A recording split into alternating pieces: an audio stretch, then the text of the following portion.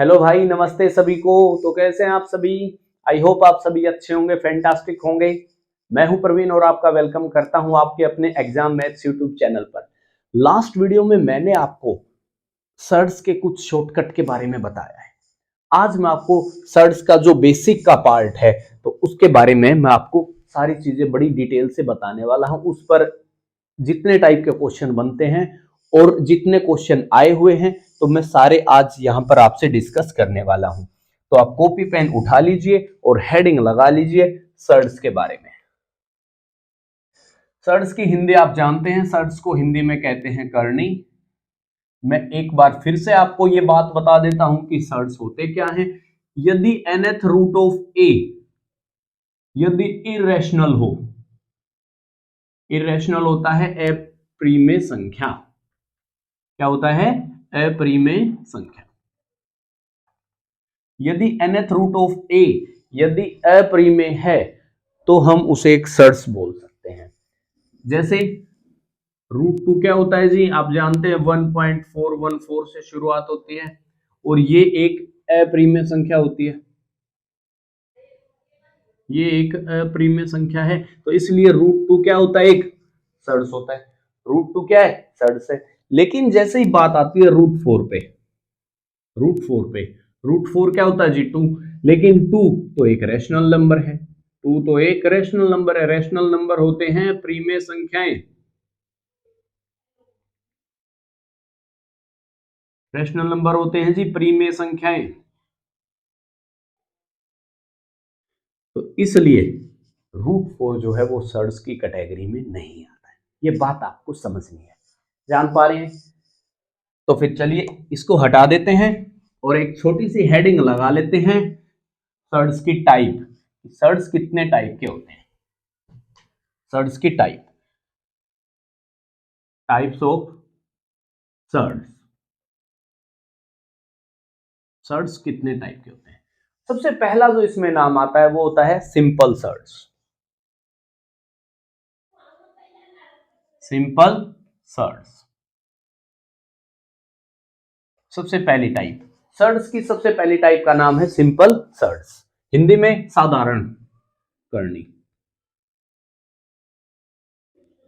इसकी एक छोटी सी डेफिनेशन है। ये बातें आपको सारी पता होनी चाहिए भाई, ठीक है? when a when only a number present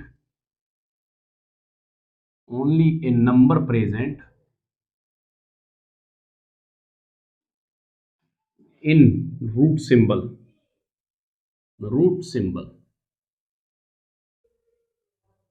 is known as simple surds। Simple surd.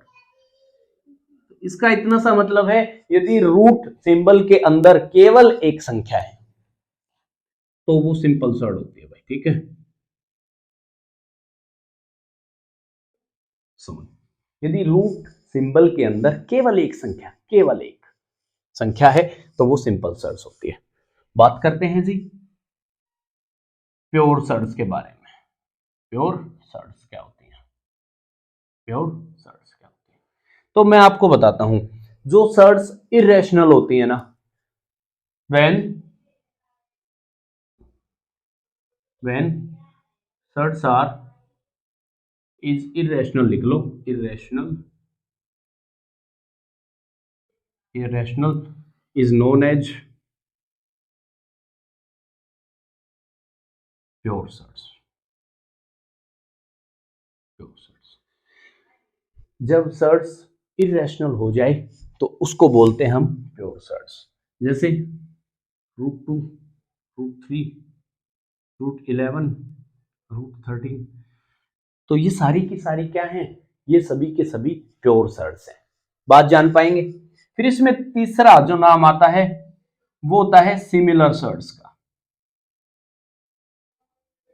Similar surds, जैसा कि इसके नाम से ही पता चल रहा है, जब दो सर्ड्स में कोई चीज कॉमन हो जाए, सिमिलर हो जाए, तो उसको बोलते हैं हम लोग सिमिलर सर्ड्स। मैं लिख देता हूं, when there is a common factor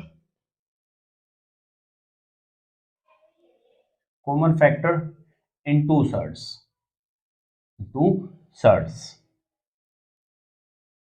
is known as similar surds.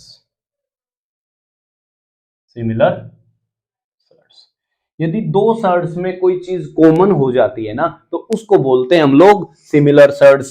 जैसे मैं आपको बता रहा हूं, जैसे √6 और √15, तो ये √6 क्या होता है भाई, ये √6 होता है √3 गुना में √2, और ये कितना होता है √3 गुना √5।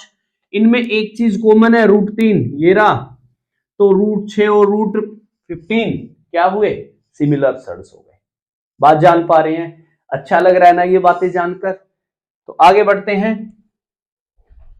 बात करते हैं मिक्स्ड सर्ड्स के बारे में। बात करते हैं जी मिक्स्ड सर्ड्स क्या होती है। फोर्थ होती है मिक्स्ड सर्ड। मिक्स्ड सर्ड्स क्या होती है?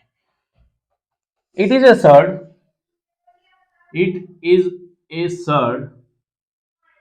of multiplication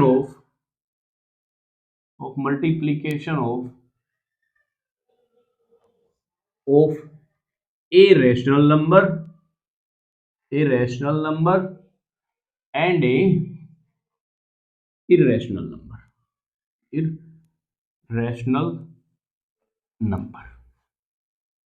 is known as mixed surds होती है। तो जैसे यार इसका मतलब इतना सा है, एक तो रैशनल नंबर हो और एक इरेशनल नंबर हो, दोनों की यदि आप मल्टीप्लाई करते हो तो वो मिक्स्ड सर्ड बन जाती है। जैसे 2√5, मैंने आपसे कहा 4√7, तो ये सभी क्या है, ये सभी के सभी मिक्स्ड सर्ड्स है। ठीक है, एक आखिरी के बारे में बात करते हैं, कंपाउंड। आखिरी है ये सर्ड्स, ठीक है, COMPOUND, कंपाउंड सर्ड्स। अब चाहो तो मैं सीधा एग्जांपल से बता देता हूं, जब दो सर्ड्स को जोड़ा या घटाया जाए, तो जैसे √2 + √3, ये क्या है, ये एक कंपाउंड सर्ड्स है। √5 - √7, ये भी क्या है, ये एक कंपाउंड सर्ड्स। इतनी सी बातें जान पा रहे हैं? आगे बढ़े, बात कर लेते हैं रूल ऑफ सर्ड्स के बारे में, कि सर्ड्स को जब हम सोल्व करते हैं तो उनके लिए भाई कुछ रूल हैं जो आपको रूल पता होने चाहिए। वो रूल छोटे छोटे से हैं, आपको जल्दी जल्दी से याद हो जाएंगे।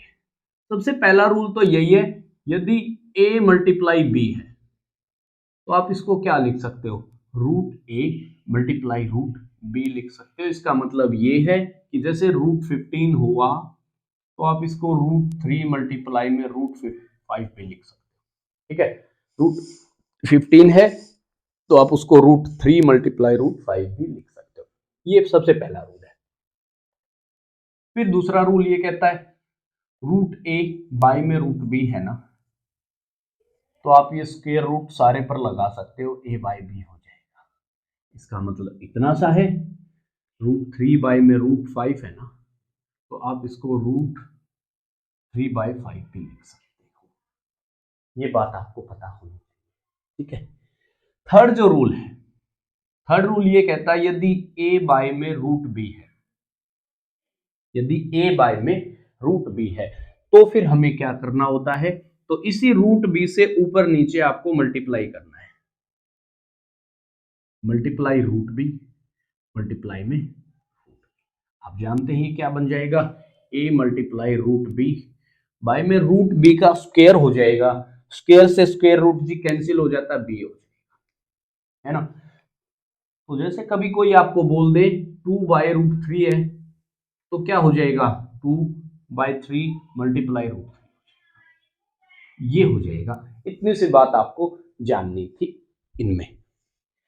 फोर्थ जो रूल है, फोर्थ रूल ये कहता है यदि 1/a + √b है, a + √b है, तो यहां पर आप रैशनलाइजेशन करते हैं। हर का परिमेयकरण आपने 8वीं क्लास में जाना होगा, जब आपकी मैडम ने सिखाया होगा। आपके जी बचपन का प्यार है ये रैशनलाइजेशन। इसमें आप क्या करते हैं, जो हर में है ना उसके कंजुगेट से ऊपर भी गुना और नीचे भी गुना करते हैं। भाई कंजुगेट का मतलब है उसका साइन चेंज करके, यदि जमा है तो घटा हो जाएगा, घटा है तो फिर जमा हो जाएगा।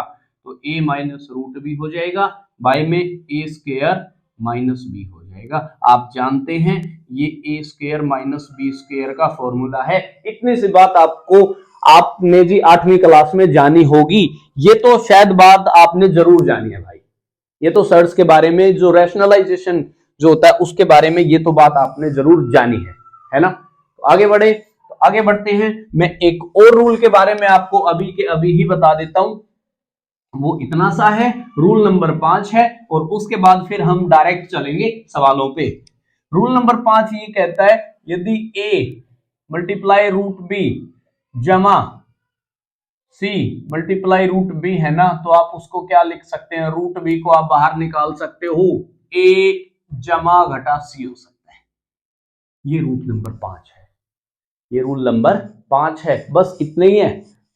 और इसके बाद तो सवालों का हम हलवा बना के रख देंगे, देखना। इसको मिटाते हैं और मैं एक छोटे से सवाल से शुरुआत करता हूं जी, कंपैरिजन करने के। तो अभी मैं एक छोटी सी हेडिंग लगा रहा हूं, कंपैरिजन ऑफ सर्ड्स की। कंपैरिजन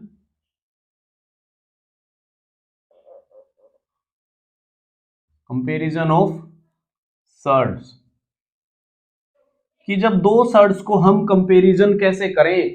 भाई जैसे आपसे सवाल पूछ लिया जाता है, second root of 3 and third root of 2 में कौन बड़ा है। भाई ऐसे सवाल आपसे असेंडिंग और डिसेंडिंग के रूप में पूछे जाते हैं कि इनको चढ़ते और जी बढ़ते क्रम में बताओ। तो देखिए आप इस बात को जाने कि इनको सोल्व करने का ना सबसे बेटर तरीका ये है, क्या मैं इस 3 को ऐसा लिख सकता हूं 3 की पावर 1/2। एक बात और भी है, यदि यहां पर 2 ना हो, यदि यहां पर कोई भी नंबर नहीं लिखा हुआ ना, तो भी यहां पर 2 होता है, क्योंकि रूट का मतलब ही पावर 1/2 होती है भाई। तो यहां पर 3 की पावर 1/2 और यहां पर 2 की पावर कितनी 1/3। अब जहां पर 1/2 और 1/3 है ना, यहां पर एक इंटीजर बनाना है आपको, यहां पर एक इंटीजर बनाना है। तो उसके लिए आपको इनके एलसीएम से मल्टीप्लाई करनी है। 2 और 3 का एलसीएम कितना 6, तो अब ऊपर यहां पर भी 6 से गुना और यहां पर भी 6 से गुना कर दोगे। यदि ऐसा करते हो तो फिर आप देखोगे 2 तिया पे ये 3 पे कट जाएगा, 3 की पावर 3 हो जाएगी और 2 की पावर कितनी हो जाएगी 2 हो जाएगी। 3 की पावर 3 कितनी होती है 27, 2 की पावर 2 कितनी होती है 4। उत्तर कोरिया का बच्चा भी बात ये आपको बता देगा कि 27 बड़ा है 4 से। इसका मतलब ये है √3 बड़ा है थर्ड रूट ऑफ 2 से, थर्ड रूट ऑफ 2 से।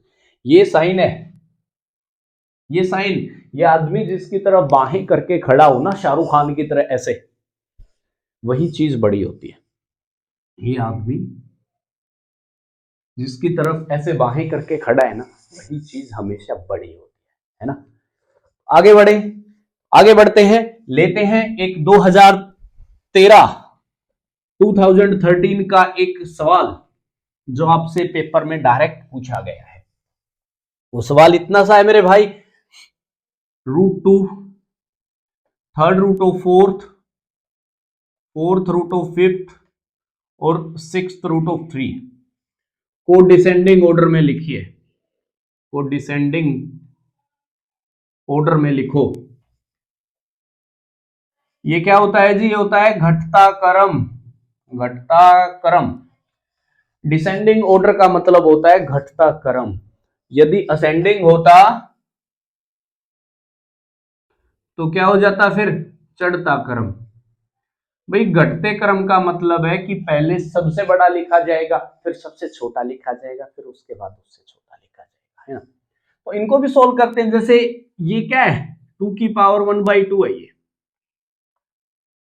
ये 4 की पावर 1/3 हुई, ये 5 की पावर 1/4 हुई और ये 3 की पावर 1/6 हुआ, है कि नहीं। अब इंटीजर बनाना है। 2 3 4 6 का एलसीएम कितना 12, तो सबको 12 से मल्टीप्लाई कर दो, गुना 12 गुना 12 गुना 12 और ये गुना में 12। तो बस अब क्या बचेगा यहाँ पर, ये 2 की पावर 6 हो जाएगी, ये 4 की पावर 4 हो जाएगी, ये 5 की पावर 3 हो जाएगी और ये 3 की पावर 2 हो जाएगी। यदि सोल्व करते हो तो ये आता है 64, ये होता है 256 256, ये होता है 125 और ये होता है 9। अब इनमें तो आप छोटा बड़ा बता ही सकते हो। सबसे बड़ा 256 है, इसका मतलब थर्ड रूट ऑफ 4 सबसे पहले आएगा। यदि घटता क्रम लिखना है तो सबसे पहले सबसे बड़ा आएगा, तो सबसे बड़ा 256 है। फिर उससे छोटा 125 है, मतलब फोर्थ रूट ऑफ 5। फिर उससे छोटा कौन है, रूट 2 है। और फिर सबसे छोटा कौन है भाई साहब, सिक्स्थ रूट ऑफ 3 है। इतनी सी बातें आपको जाननी है, यही इसका डिसेंडिंग ऑर्डर है, डिसेंडिंग ऑर्डर, डिसेंडिंग ऑर्डर जान पाएंगे। आगे बढ़े, आगे बढ़ते हैं। तो हम एक और मैं ऐसा ही सवाल ले रहा हूं। आपने एक सवाल को बहुत बार देखा होगा एग्जाम में, इसको मिटा दें। वो एक ऐसा सवाल है जहां पर हमको ना यार चीजों को मानना पड़ता है भाई, हमें चीजों को मानना पड़ता है। जैसे सवाल इतना सा है, third root of 26 plus third root of 7 plus third root of 63, और आपसे ए के बारे में सवाल पूछा जाता है कि पहला ऑप्शन ये होता है a is equal to 7 to 9, फिर दूसरा ऑप्शन होता है a is greater than 7 to 9, third option होता है a इज लेस देन 216, और फोर्थ ऑप्शन होता है इसमें a is less than 7 to 9 but greater than 216। सवाल इतना सा है, आपको ए के बारे में इन चारों ऑप्शनों में से बताना होता है ना। तो देखिए यहां पर आपको ना चीजों को मानना पड़ेगा, चीजों को मानना पड़ेगा। जब तक आप यार किसी को अपना मानोगे नहीं तो बात कैसे बनेगी। तो सवालों में भी आपको चीजों को मानना ही पड़ेगा। तो जैसे अब जैसे मैं 26 का थर्ड रूट निकालना चाहूं तो वो इम्पॉसिबल हो जाएगा। तो मैंने क्या सोचा, 26 की जगह यदि मैं 27 मान लूं तो फिर क्या हो जाएगा, यहां पर कितना आ जाएगा, थर्ड आ जाएगा। 7 की जगह यदि मैं 8 मान लूं तो फिर यहां पर कितना आ जाएगा, 2 आ जाएगा। और 63 की जगह यदि मैं 64 मानता हूं तो यहां पर 4 आ जाएगा, और ये कितना आ जाएगा, 9। और इस केस में थर्ड रूट ऑफ ए यदि 9 है तो ए की वैल्यू हो जाएगी 7 to 9। तो ए की वैल्यू 7 to 9 होती यदि मैं सब में एक एक जोड़ता। तो इसका मतलब ये हुआ कि ए की वैल्यू 7 to 9 तो हो ही नहीं सकती, ए की वैल्यू 7 to 9 तो हो ही नहीं सकती यदि मैं केवल इतने से बात का जिक्र करूं, और ए की वैल्यू 7 to 9 से फिर ज्यादा भी नहीं हो सकती। जब ए की वैल्यू 729 ही नहीं हो सकती तो उससे ज्यादा होने का तो कोई चांस ही नहीं है। लेकिन जैसे ही फिर मैं ये थर्ड ऑप्शन देखता हूं तो यहां से एक बात मैं जान गया हूं, a इज लेस देन 216 है ना, तो थर्ड रूट ऑफ a जो होगा ना वो लेस देन 6 होगा, वो लेस देन 6 होगा। लेकिन यदि यहां पर 6 है तो इसका मतलब ये है इन तीनों में हर जगह 8 से छोटी वैल्यू होगी, तो यहां पर 6 आ सकता है। या तो सब में 8 8 होगा, या तो सब में 8 8 होगा, या 8 से छोटी वैल्यू होगी। यदि सब में 8 8 है तो भी यहां पर ये इक्वल टू का साइन आना चाहिए था, लेकिन वो तो है ही नहीं। इसका मतलब ये है यहां पर सारी वैल्यू 8 से छोटी होंगी। लेकिन आप ये बात देख पा रहे हैं दो जगह तो 8 से भी बहुत बड़ी बड़ी वैल्यू है, इसलिए ये थर्ड ऑप्शन भी नहीं हो सकता। तो ऑप्शन ए की बचा है ये वाला, और यही क्या है, ठीक है। बात जान पा रहे हैं, आगे बढ़े। तो मैं एक 2017 में एक आया हुआ एक ऐसा ही सवाल मैं ले रहा हूं जहां पर आपको दो सर्ड्स की कंपैरिजन करनी है, जहां पर आपको दो सर्ड्स की कंपैरिजन करनी है। सवाल इतना सा है, सवाल इतना सा आपसे जी पूछा गया है कि पहली इक्वेशन जो है वो है √7 plus √11 is less than √10 plus √8। दूसरी जो इक्वेशन है वो इतनी सी है भाई, √13 plus √15 is greater then √17 plus √11। और आपसे इतना सा सवाल पूछा जाता है कि इन दोनों इक्वेशंस में से कौन सी ठीक है और कौन सी गलत है। दो इक्वेशंस में से कौन सी ठीक है और कौन सी इनमें से गलत है ना। तो आप इस बात को जाने कि जैसे सबसे पहले आपको यही बात चेक करनी है कि यार जोड़ बराबर है कि नहीं। यहां पर जोड़ कितना बनेगा 18, और ये 11 और 7 भी कितने होते हैं 18। यदि जोड़ बराबर हो वजह से 17 और 11 कितने 28, और यहां पर भी कितना होगा 28। यदि ऐसा हो जाए ना तो फिर तो आपको केवल मल्टीप्लाई करके देखना, जैसे 10 और 8 के गुना 80, ये बड़ा 77 से। इसका मतलब ये है पहली इक्वेशन क्या है जी ठीक है। इसका मतलब ये है कि पहली इक्वेशन ठीक है। फिर यहां पर देख लेते हैं सर, 15 गुना 13 195 होता है, यहां पर 187 होता है। तो इसका मतलब ये है कि दूसरी इक्वेशन भी ठीक है। इसका मतलब ये है ये दोनों ही इक्वेशन क्या है ठीक हो जाएंगे, है ना। ऐसा क्यों हो रहा है मैं आपको जी बता देता हूं अभी साथ के साथ ही। जैसे छोटे से छोटे बच्चे को भी ये बात पता होगी कि a प्लस बी का होल स्क्वायर क्या होता है, तो आप कहोगे a स्क्वायर जमा बी स्क्वायर जमा 2ab होता है। यदि इस फॉर्मूले में मैं इसको रखता हूं तो आपको क्या चीज मिलने वाली है, तो आपका जवाब होगा √7 जमा √11 को मैं इसमें रखता हूं सर, और इसका होल स्क्वायर करता हूं तो 11 जमा 7 जमा में 2 गुना में √7 गुना √11 कितना √77 हो जाएगा।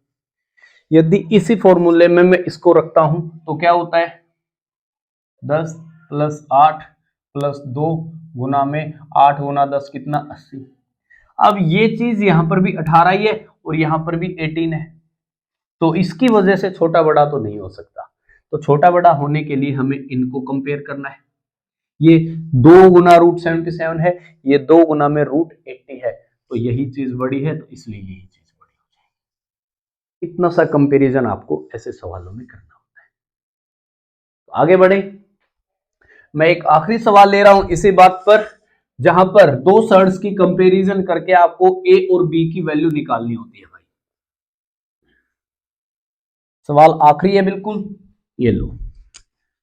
इतना सा सवाल भी आपसे एक बार पूछा जा चुका है कि a √3 नहीं √2 है सॉरी है, प्लस b √3 है, और ये कितना है ये 98 under the root plus under the root 108 minus √48 minus √72 है। इतनी सी बात आपको जी बोली गई है, और आपसे इतनी सी बात साथ में पूछी भी गई है a की वैल्यू क्या होगी और b की वैल्यू भी क्या होगी। आप इस बात को देखिए, इसको मैं क्या लिख सकता हूं 49 मल्टीप्लाई 2, इसको क्या लिख सकते हैं आप लोग 36 गुना 3, ये क्या है 16 गुना 3, और ये क्या है 36 गुना में, है कि नहीं है। यदि आप इसको सोल्व करते हैं ना तो आता है 7√2, और ये कितना आता है 6√3, ये आता है 4√3 और माइनस का 6√2। यदि आप इसको कंपैरिजन करना चाहो b√3 है, 7 में से 6 जाएंगे 1√2 बचेगा, 6 में से 4 जाएंगे 2√3 बचेगा। यदि ये इसके बराबर है तो a की वैल्यू क्या हो जाएगी a इज इक्वल टू 1 आ जाएगा, और b की वैल्यू कितनी हो जाएगी 2, और b इज इक्वल टू 2 आ जाएगा। इतना सा सवाल भी आपसे एक बार एसएससी ने पूछा है।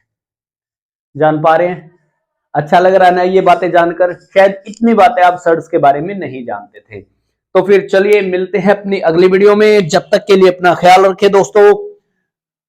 और बाहर सर्दी है, बाहर इतना नहीं घूमना आपको, ठीक है। तो फिर चलिए मिलते हैं अपनी अगली वीडियो में, जब तक के लिए टेक केयर, बाय बाय।